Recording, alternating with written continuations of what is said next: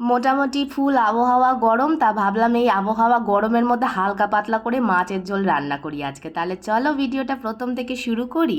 বাড়িতে ছিল 5 টুকরো মতন কাতলা মাছ, তা ভাবলাম এই কাতলা মাছটাকে বেশি রসিয়ে কষিয়ে রান্না না করে একটু হালকা পাতলা করে ঝিঙে দিয়ে মাছের ঝোল রান্না করি। এবার তোমরা ভাবতেই পারো এই আবহাওয়া গরম বলতে তুমি কি বুঝিয়েছো গো। দেখো, আবহাওয়া গরম বলতে আমি এটাই বুঝিয়েছি, আমরা মোটামুটি সবাই জেনে গেছি যে আমাদের নতুন সরকার আসছে। মোটামুটি কেন, আমরা সবাই জেনে গেছি। এবার এখন ফেসবুক খুললেই এক একজন মানুষ এমন এমন পোস্ট করছে, হ্যাঁ বুঝতে পেরেছো, মানে এখন দুটো দলের মধ্যে হচ্ছে এ ওকে গালাগালি দিচ্ছে, এ ওকে গালাগালি দিচ্ছে, ঠিক আছে। এবার সেইগুলো দেখতে গেলেও তো মানুষের মাথা ঠান্ডা রাখতে হবে, তাই না?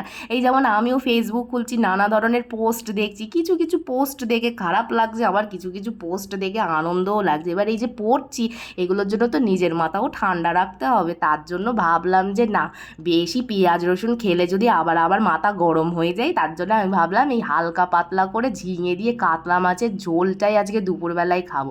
মনও ঠান্ডা, পেটও ঠান্ডা, মাথাও ঠান্ডা, যেই আসুক না কেন সাধারণ মানুষের যেন ভালো হয়।